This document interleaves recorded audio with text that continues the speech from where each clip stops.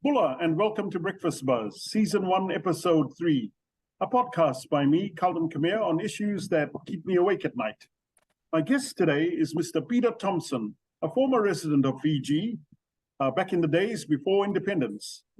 So for those of you who don't know or were born yesterday, Fiji gained its independence from Britain on 10 October 1970, some 53 years ago. And Mr. Thompson came to Fiji 10 years before that, in 1959 to be exact. Ulavinaka, Mr. Thompson, thank you sincerely for coming on board. Interviewing you is a real honor for me and a historic gem. Just as background, you're currently on holiday in Fiji. How are you enjoying it? Yes, I am. I've just been here just over 2 weeks, but I've done most of the jobs I wanted to do, so I'm very happy. Going back to the UK tomorrow. Fantastic. Mr. Thompson, I'm very keen to find out about your connections to Fiji. But before that, I want to start with your early life. I understand that you were born in India. So? Yes, my dad was in a very big textile mill in South India. So I was born in Madras in 1934. But really, most of my life was in Bangalore, where my dad was in a very big textile mill. And so then, of course, the Second World War was there. So we finally got to England right at the end of 1945, because my dad was on 3-year tours in India. He'd gone to India in 1926. But of course, the war came, so he was 9 years before he got leave. So we got to England in the end of 1945. Okay, and so by then you would have been 24, 25 years old at that time. And, no, I was 11 when I got to England. Oh, okay, yes. And then you Fiji. How and why did you end up here in Fiji? Well, I went straight into boarding school in England in 1945, and England was just coming out of the Second World War, so life was fairly difficult, cold winters and a lot of rationing and so on.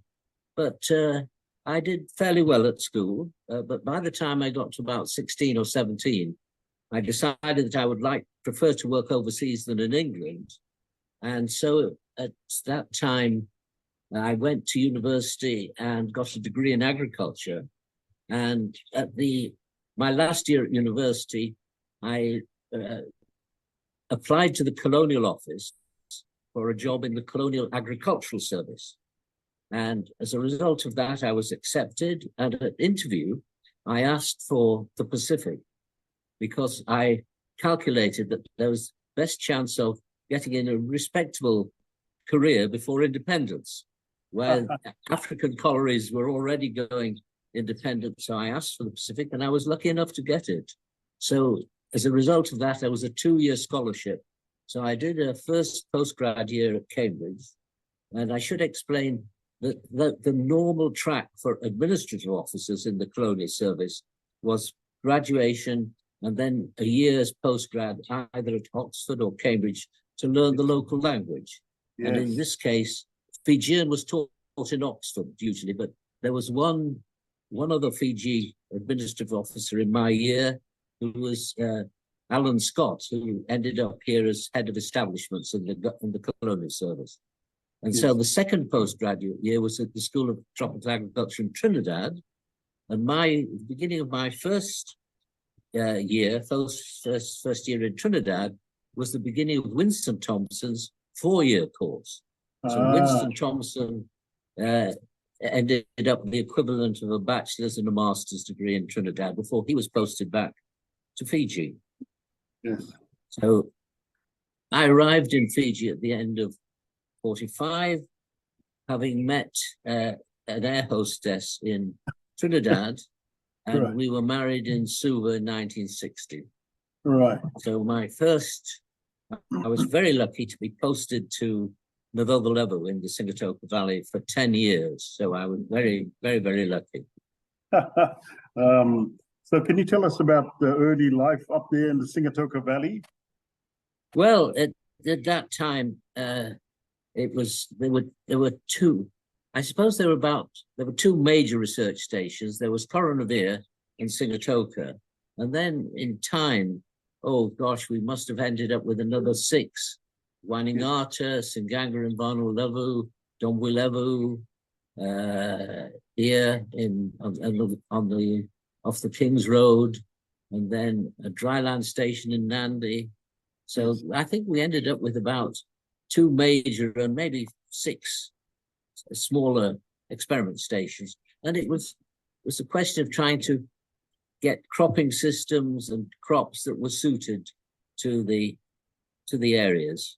Yes. And of course, in Sigatoka being in the intermediate zone, we were ideal for horticultural crops. Yes. And we'll get into the detail of the crops as we go, Mr. Thompson.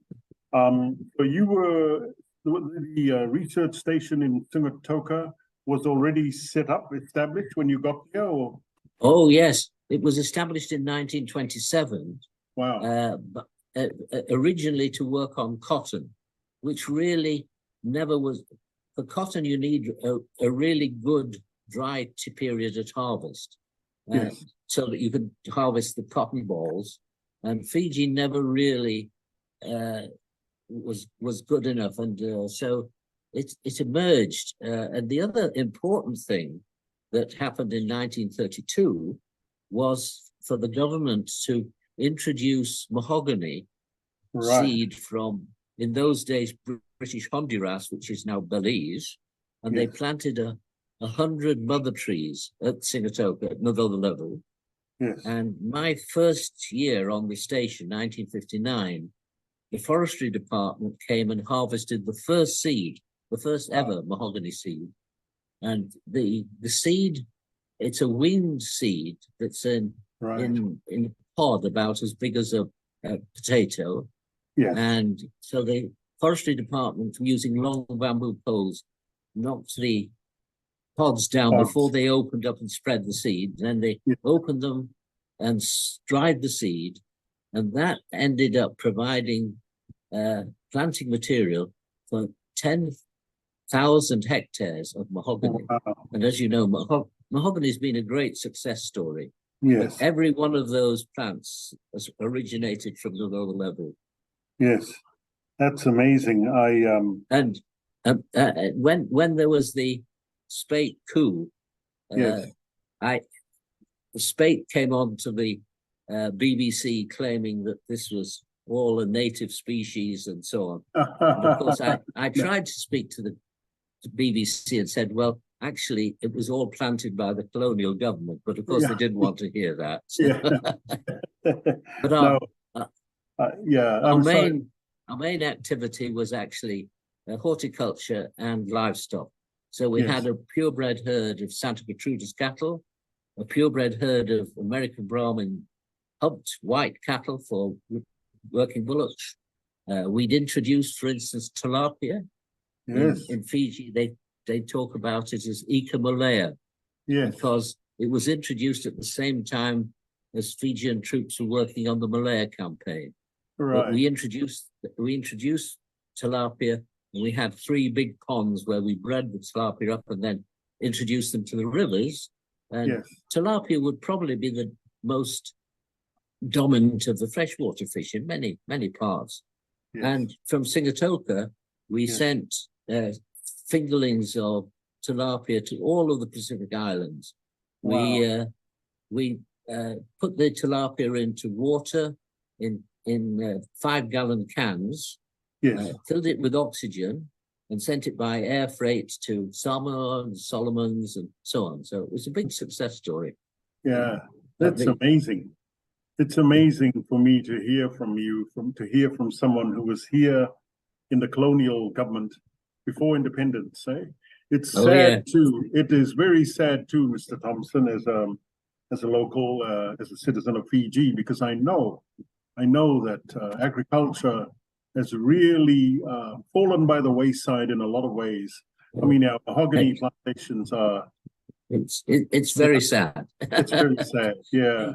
The thing that, in addition to the work on the station, though, the thing that gave me, and I should explain that most colonial officers, particularly district officers, were Yes. only allowed to about 2 years or maybe even 3 years in a district, and then they were moved on.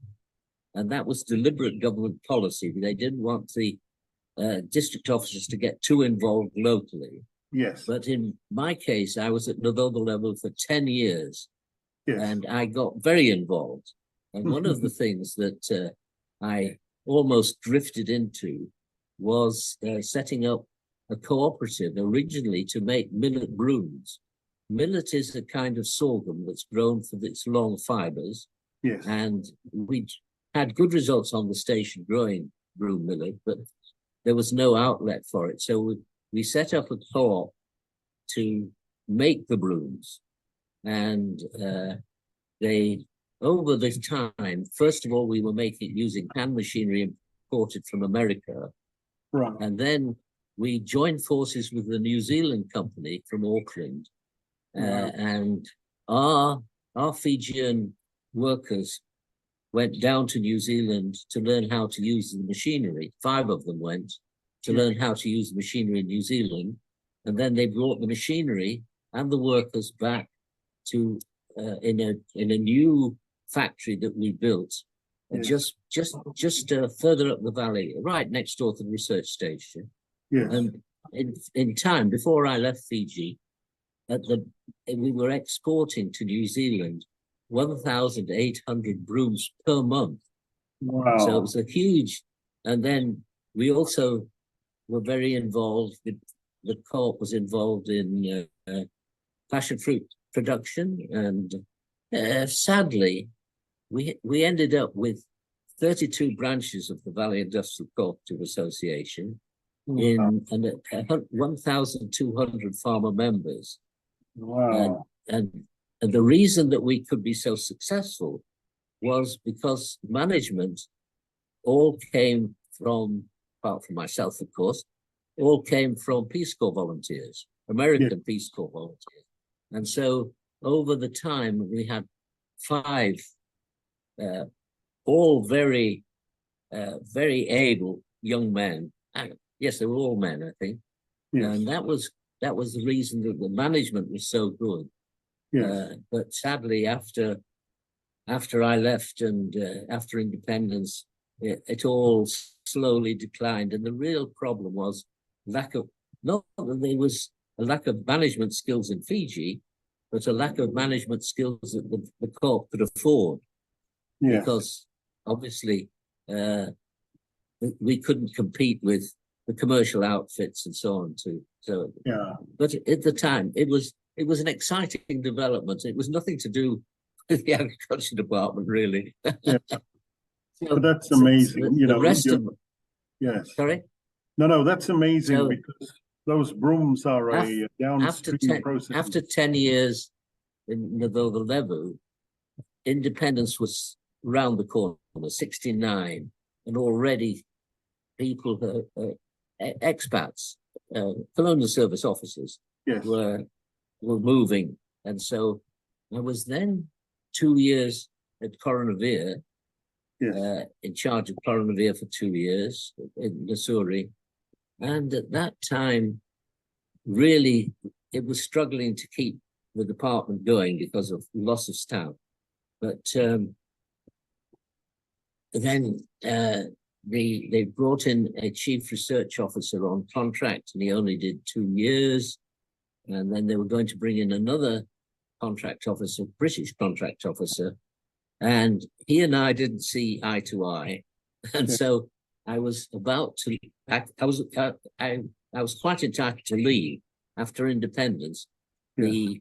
There was a compensation scheme for loss of career and eligible for a pension, and I was about to leave, but then Doug Brown, who was the minister at the time, persuaded me to take over at the absolute end of an FAO project in Lekena Manova, growing double cropped rice. Yes. And similarly, there was a similar scheme run, which had been planned in Nauvoo by British aid. Yes. And also, so they they persuaded me to stay and take over these projects from FAO and so on. And it ended up with a new division of the department called Drainage and Irrigation. Yes. And I was promoted to Assistant Director of Agriculture. So there was an incentive for me to stay. Yes. And for 4 years, it was, again, an interesting time because a lot of aid was being offered. Yes. And we were, and a lot, it started off, the main interest was rice production in irrigated areas in Druketi, Navur, and Surrey. And then I understood after I'd left Fiji that Fiji got to 60% self-sufficient for rice. Yes. And then sadly, the government pulled out too soon before getting it any further. And this was all political change and so on. So that was very sad. But the thing that was successful was drainage. And that was particularly in the cane areas, in the west and in the north. What had happened in the old CSR days is that once the gangs had finished harvesting, they were kept together as drainage gangs, clearing the internal drains and so on. And the CSR company tended to maintain the seawalls and the tidal gates, particularly on their own estates. Yes. But once the power of the field officers and power of the company declined, farmers pretty well neglected the drainage. So by the time, and we're talking the sort of 70s, early 70s, it was the west and in the north, because of course cane growing had finished in Missouri at the end of the cropping season in '59. Yes. They moved all of the cane production to the west and the north. So the drains were in a bad way. So fortunately, we were able to get the right legislation, and it made a big impact because my division continued to do the major capital works on the seawalls and the flap gates and the main drains. But then the beginnings of drainage boards, internal drainage boards. And fortunately, the legislation made provision for drainage rates to be a third charge on the cane proceeds. So after recovering the miller's charges for fertilizer and that sort of thing, transport maybe, then drainage rates were the third charge. So that meant a guaranteed source of income for the drainage boards. And that in its time made a huge difference to improving the production, because once the drainage was there, no more waterlogging and things were great. So it was, and then sadly, after I left at the end of '74, so I stayed 4 years after independence. I must confess that a combination of contract officers who kept reinventing the wheel and political change, which also kept reinventing the wheel, agriculture, as far as I could tell, never really recovered. Which is very sad. Very sad. I have so many touch points with what you've just shared there, Mr. Thompson, and it's very emotional for me in a way too, because I'm very close with Sir Doug Brown's son, Andrew Brown, who runs a little resort down the coast, the beach house. There you go, Andrew, giving him a good plug. But I remember the days. So Mr. Doug Brown was the Minister of Agriculture. Yes. He came from an agricultural background, I think out of Coronavia originally. And he was brilliant in agriculture, very highly regarded and highly respected. And I can see how he, saw in you as someone who could contribute here after independence and got you on board. And I also, with mahogany, I grew up really in the timber industry. And so I know a bit about it. And I know that we have failed terribly in terms of, downstream processing of this magnificent species, mahogany. And so now they're just exporting flitches, sawn timber. Nothing's changed, in 30, 40, 50 years, or 100 years, nothing's changed. And yet, at the time, going back to, and I'm talking well after you left, I'm talking early 80s, I worked for Timber Exporters of Fiji, which was a private-public partnership. The government owned 51%. Yes. And the sawmillers, there were, I think from memory, 52 private sawmillers in Fiji. They were members of this organization. And we were set up to promote timber exports, but not timber, but the downstream plywood, veneers, furniture. And I had the privilege of working with a man from England under the volunteer scheme, retired executives from England under the BSO, I think it was called. And his name was Fred Glossop. And he saw the potential of mahogany furniture. But he said, you've got to make antique furniture, not, all this rubbish that they make still to this day, which is unacceptable, And I remember in the timber industry, there was a big move. You had to go to band sawmills from circular saws. You had to, the treatment of the timber, et cetera, et cetera. But it's all fallen by the wayside. It's very, very sad, let alone the collapse of I'm saying collapse, that's a bit dramatic, but the agriculture industry is dead. But I'll come to that with you, Mr. Thompson. Thank you for those memories of what you did here. Can you just share with me, please, how the transition, from independence, from colonial rule under the British to independence? Was there I was too young, I guess, 1970, October 10. I just barely remember Prince Charles, Albert Park and Prince Charles then. He was 17 years old when he came and handed over the instruments of independence to Ratusika Masisemara at Albert Park. Yeah. Can you describe or share with me, please, with us today, how things changed in our country over that period of transition? Well, when I left in 1974, we left behind a little farm in Solway Bay in Namrangar, 38-acre leased land. And my wife had a business here, and a young Fijian who worked for us took on the job of being the farm manager. Yes. And it was 38 acres in a beautiful position on Solway Bay. And so I couldn't afford to come back to Fiji until 1978. But from then on, my family and I returned every year for the next 34 years, I suppose. Wow. And we ended up building a house and so on, and thoroughly enjoyed.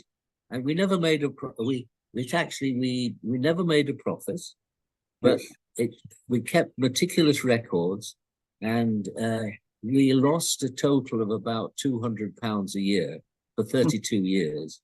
Wow. My wife always said it would have cost a lot more to belong to the Harrogate Golf Club. So I would rather have developed Toby Farm than played golf. So when we tried to get the lease extended, I bought 12 years of an existing lease, and we got an additional 20 years under ALTO, Agricultural Land Tenants Ordinance, but then we lost the lease. But it wasn't, the Setariki, the farm manager, was almost ready to retire, and my son, who was an airline pilot with first Air Pacific and then Fiji Airways, really found looking after the farm a chore. So he was quite happy when it reverted to theoretically to the owners. If it had not been for the Garasi government, we might have had a chance of releasing. It was Schedule C land, Crown Schedule C. So a dying out Matagali, we should have had the right to renew the lease. But anyway, it was all water under the bridge. But we thoroughly enjoyed coming back to Fiji every year. Yeah. And I must confess that I made some attempt to keep in touch with agriculture initially, because after I left Fiji, I joined a consulting firm, the UK's leading overseas consulting firm, natural resource consulting firm. And I worked all over the world initially I was in Iraq for 2 years. Right. So within 6 months of getting back to England in 1974, we loaded our Volvo and my wife and I drove to Iraq, which is quite a long journey. You drove to Iraq. It takes about 5 or 6 days to drive. And I was working on a huge irrigation project north of Baghdad. Wow. 93,000 hectares. 93,000 hectares of irrigated land. And then for the next 20 years, I looked after the company's projects. The next 12 years, I looked after the country in the Middle East and South Asia, as far east as Burma. And then for the last 5 years, I was managing director of the consultancy, then retired. So amazing. And then having retired, I wanted to continue to work. So I actually went back to university, got an MBA. And then this is when I was 60, got an MBA, and then I worked for another 12 years all over the world. Yes. And very rewarding, thoroughly enjoyed it. And then you were asking about the start of this charity work. Right. My last paid job was in 2005 in Ethiopia. Yes. And when I got back from Ethiopia, we had checked with an orphanage in Sarajevo in Bosnia, where there'd been a war, the Serbian war in Bosnia, and the Serbs had bombed out an orphanage in Sarajevo. Yes. And it was being rebuilt, and there was an Australian physio, young Australian physio, working for the orphanage. And I made the mistake of saying, "Sharon, is there anything you want?" And she said, "Yes, I'll give you a list." So she gave me a list of equipment, and she was looking after about 25 disabled kids. Wow.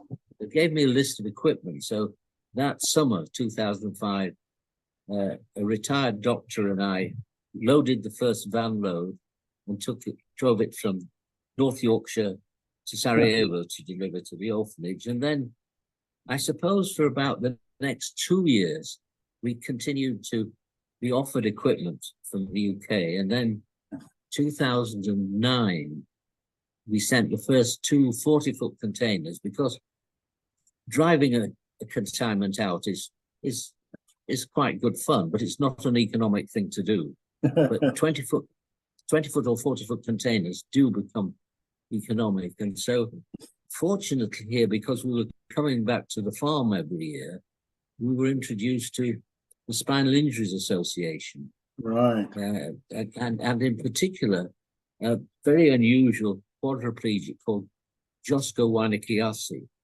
And so he was the recipient of our first consignment in 2010. Right. And the shipment that comes in to Suva on next week, on the 16th, I think about a week's time, isn't it? That will be our 22nd 40-foot container to Fiji. Wow. Per capita, that's our most successful export, if you like.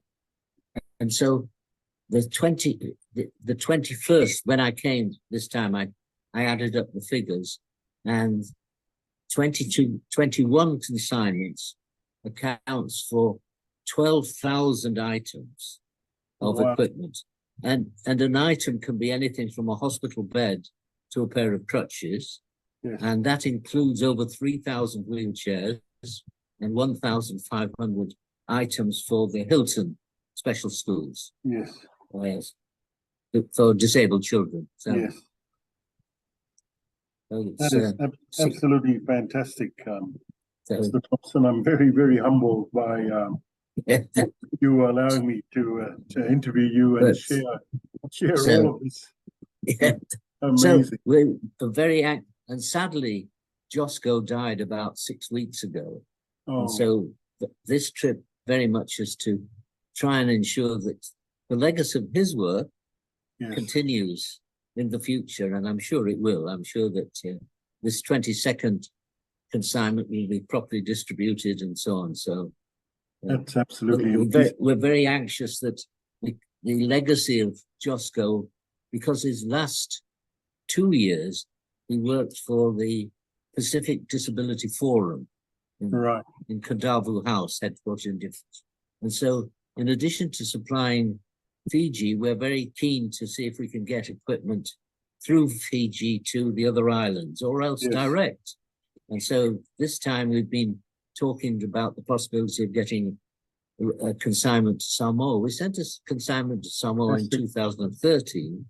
So we're looking to try and get another one there, and also to Kiribati, a 20-foot. We can actually send a 20-foot container from North Yorkshire via Korea to Tarawa. Yes. I didn't think you could do it, but you can. So so that's the next goal. So, Mr. Thompson, is it all used equipment? What type of equipment? I know it's for disabled people, wheelchairs, etc. But you get it donated in the UK to the church? Yes. I mean, the thing that's amazed us, and we sort of got into this by accident. There's a huge amount of equipment that goes to scrap. There's no second-hand market for something like a wheelchair, and even things like, we've sent half a dozen electric scooters to Fiji. Right. And there was a bit of a problem with the Land Transport Authority, the LTA. They weren't really sure about letting electric scooters on the roads, but apparently it's been resolved. How they could tax it, how they could license and tax it and make some money off it. So we hope that we can, using Fiji as a hub, perhaps get to the other islands, and maybe even to Vanuatu and the Solomons and so on. Yeah, absolutely. The thing that we discovered is, on the one hand, there's a huge supply that's goes literally to scrap certainly in the UK, and a huge demand in countries like Fiji. Absolutely. Amazing. I shudder to think. For instance, the shipment that goes out the Saturday after I get home will be our 135th 40-foot, equivalent to the 40-foot container, to 29 countries. And the one going out just after I get home will be to the Ukraine.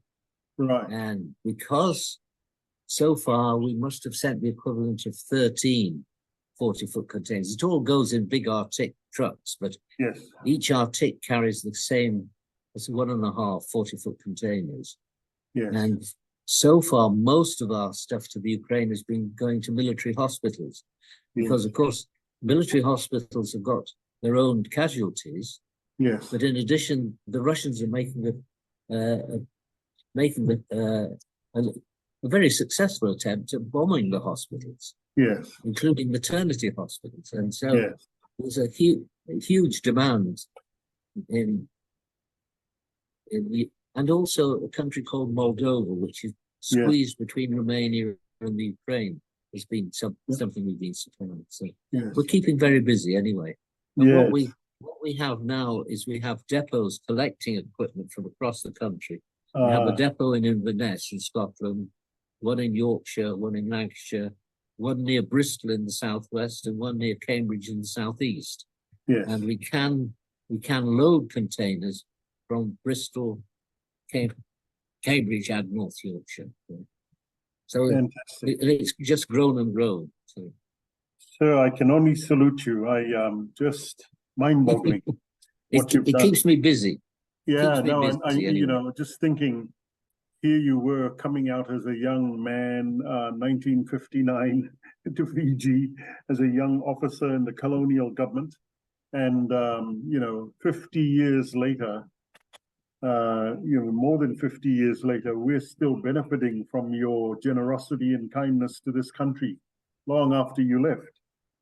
So the problem is that I really had no really keenness to retire.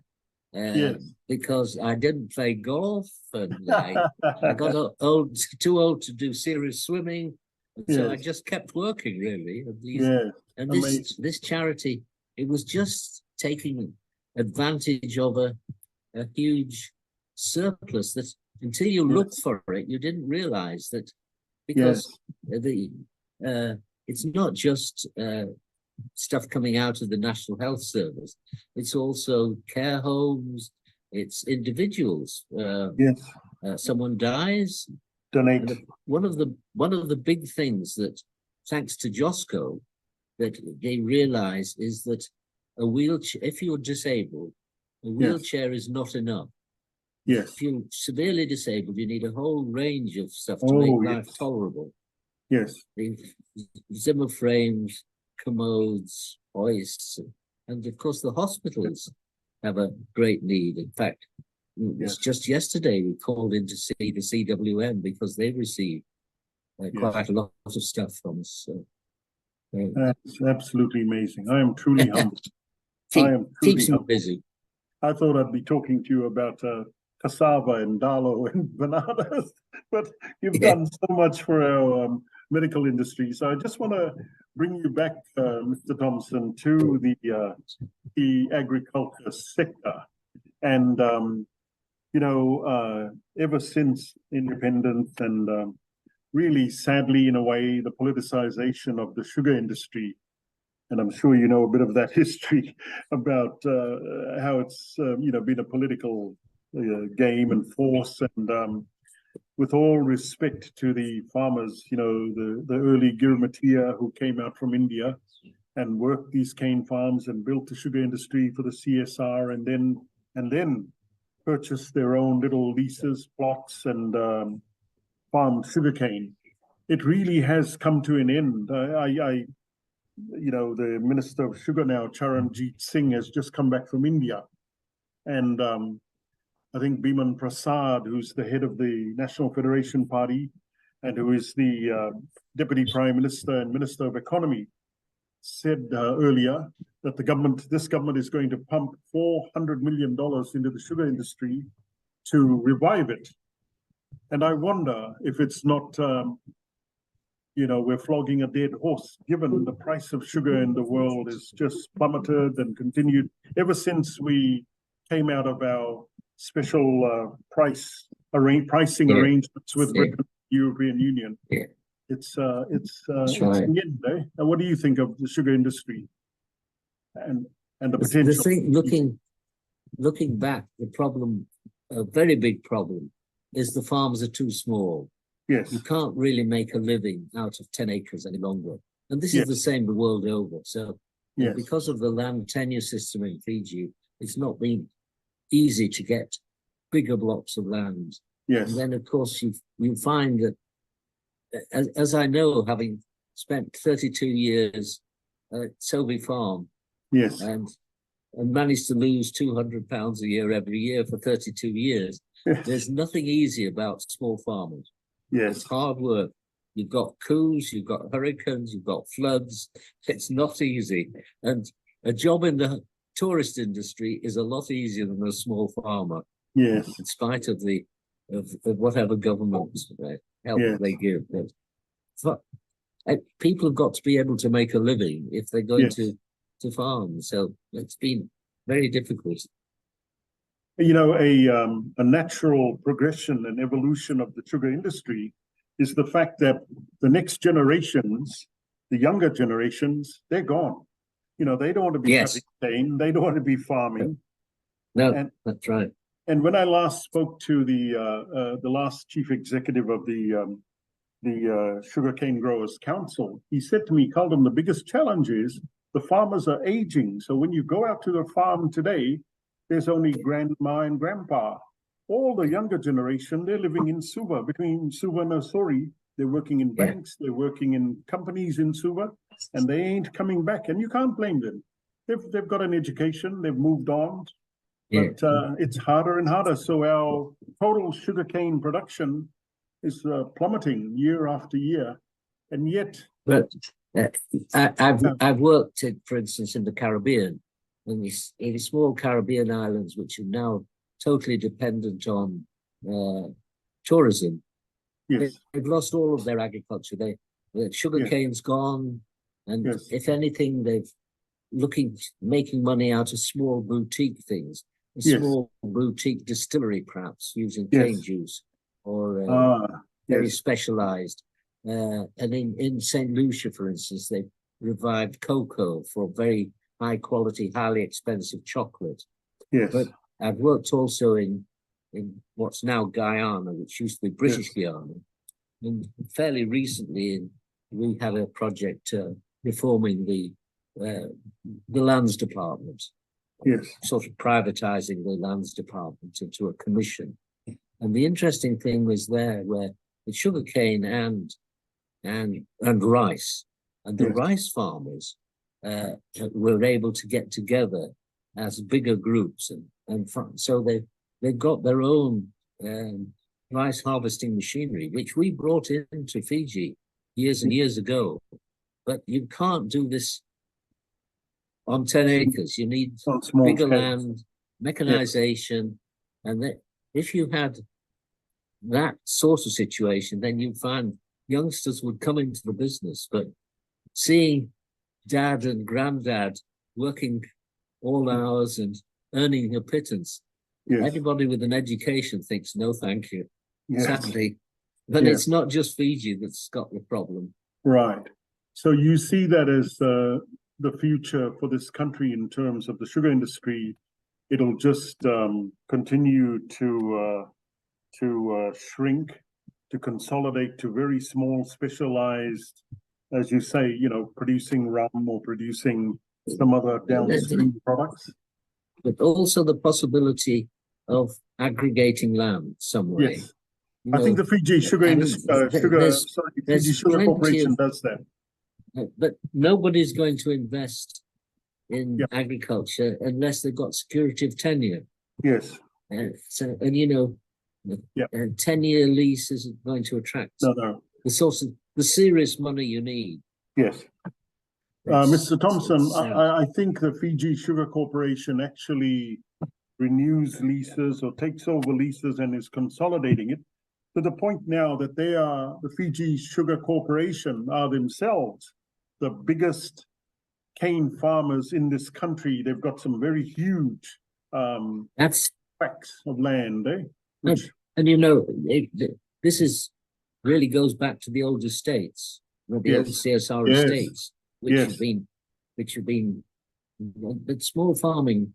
I mean, some specialist things. I mean, small farmers can make a living out of tobacco, for instance, or they can make a living out of horticultural crops. They can make a living out of poultry on small areas of land.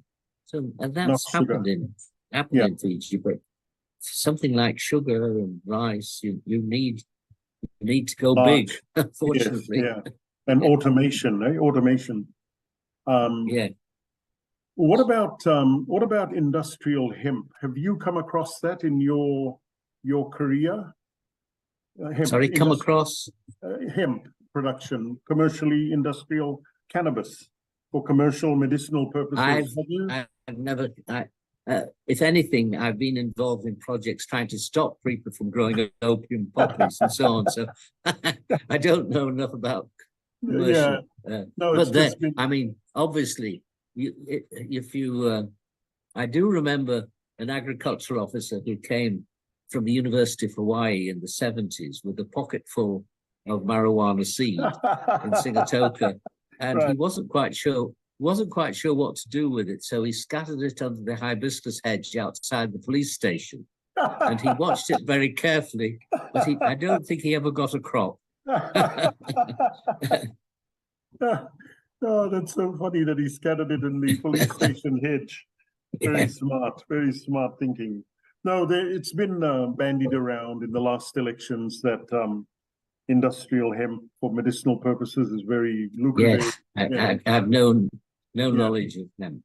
The other one is Kava. I've been involved in jute and sisal, but not because you can use hemp as a fiber. Yes. In addition to marijuana.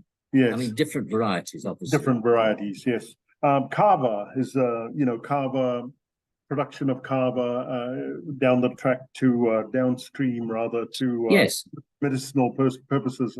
Very big. That's very big. Good. I mean, I know. I haven't kept in touch, but a good friend of mine was a major exporter of Kava in Samoa, Yes. and then the EU banned, and this Kava was going to Germany, and Yes. and it was being extracted to make a relaxant, I suppose. Yes. Yes. But the pharmaceutical industry in Europe ganged up on Kava. Yes. Yes. And claimed that there'd been a heart attack, that someone had died. Yes. In fact, he would have died anyway, whether he had this Kava extract or not. But they banned it. And this friend of mine, who's a big exporter of Kava from Samoa, ended up burning a huge amount. And he switched from Kava actually to processing nori juice. Right. So, right. Yes. So it's the downstream end of this that you can make it in the profit margins are so much better if you can. And this chap was importing coffee beans from PNG, roasting it, packaging it, and selling it in Samoa. So those things are, and I noticed the chocolates being made in Fiji now and so on. Yes. So those are tiny. Yes. That's tiny. Yes. And there's, I know, for example, Bulla Coffee is working with women up the Sigatoka Valley. And these women are picking what must be the remnants of coffee plantations up there. Yes. They're picking the berries. Yes. Are you familiar with that? The coffee. I know that there's been progress in these things. My son drove me through Teivovo level on Sunday. Oh. It was very sad to see. I couldn't find a single animal on the station at Teivovo level, and we had 2 beef herds and a goat breeding program and piggeries. Oh, I don't know. I don't know what. I really. And the interesting thing is, we came past the broom factory where we'd been making 1,800 brooms a month. And the last time I came, which was about 6 to 7 years ago, the broom factory was an evangelical church. And the pastor was living in the old broom manager's house. Now it's being put to use drying turmeric. Oh. And the buildings have had a facelift. They've been newly painted, and there's evidence of turmeric process production. So that's another niche. It's good. Absolutely. I'm pleased to see. I'm pleased to see the buildings being used. Yes. Mr. Thompson, I just want to wind back to one of my pet subjects is the our education system. We seem focused, intent on producing accountants and lawyers by the hundreds. And yet there's no emphasis, there's no promotion of agriculture, producing farmers to get out there and farm the land and grow good produce. It's just sad. And yet we've got all this land lying idle, Mr. Thompson. Yeah. Is that a key factor? You have to set up the educational aspect of it as well to teach young people to get into farming. But also, I think the basic thing is the style of agriculture. Small farming is dead, really, except for very specialized things. It's like we talked about turmeric, we talked about tobacco, talked about passion fruit. These are things, and then salad vegetables, but highly specialized. And that's areas that until there's investment, you're not going to be able to make a living. Yes. And this isn't a unique problem. For instance, I've worked in Ethiopia where there was a sort of marginal communist government for many years. And farmers were only really, all the land belonged to the government. And the farmers only had access to as tenants at will. So they were only a year at a time, or 2 or 3 years at a time. No one's going to invest in land if they have such short leases. So you need, there's the potential in the Awash Valley in Ethiopia. So to do much better, but small farming Yes. is dead, I'm afraid. Yeah. Yeah. But until you can find some way around this, I mean, it's all ancient history, but when we were trying to develop rice growing at Teivovo, there was no problem. We were drawing water from the Teivovo River, and we had good level fields and so on. And my thought at the time, because the farming at the time in McKenna and Manova was almost exclusively Indian ex-cane farmers. But the government pressure was in Teivovo to try and introduce Fijian farming. Yes. And I went so far as to talk to the possibility of calling it the Doomba Farmers Company, or the Doomba Rice Company, I think it's called. Yes. And so we looked at registering it, and then someone pointed out, someone who knew the history of going back to session, that two particular Matangalis in the Teivovo area had been fighting each other since before session. And the chances of Thompson coming in and forming a cooperative government was absolutely out of the question. Right. So it just wasn't going to happen. So and that, so as you know now, Race Road is where our rice project used to hopefully was going to be. And that's because it's freehold land. They're not working on the areas that we hoped, which is further down towards the mouth of the river. But, you know, Grace Road appear to be doing good work. They're getting big enough blocks of land, and they're prepared to invest. So maybe that's the way forward. Yes. Yeah. Well, Mr. Thompson, sadly, our 1 hour is up, and I apologize for that, but I've only booked an hour on it, and I'm sorry. I've run out of time. But it's been absolutely an honor and amazing to talk. Well, I've certainly watched the agricultural changes, the ups and downs, mostly downs of agriculture over the last 40 years or so, and I'm very pleased that I'm not directly involved. Well, Mr. Thompson, thank you very, very much on behalf of Been Fiji. a pleasure. If I can, just thank you for your contribution to our country in the area of agriculture. It's and fine. I feel, very humble talking to you today. It's been fantastic. Nice to talk to you. Thank you very much. All the very best, sir, in your future endeavors back in England. Thank you. Bye. Goodbye. Bye-bye. Thank you.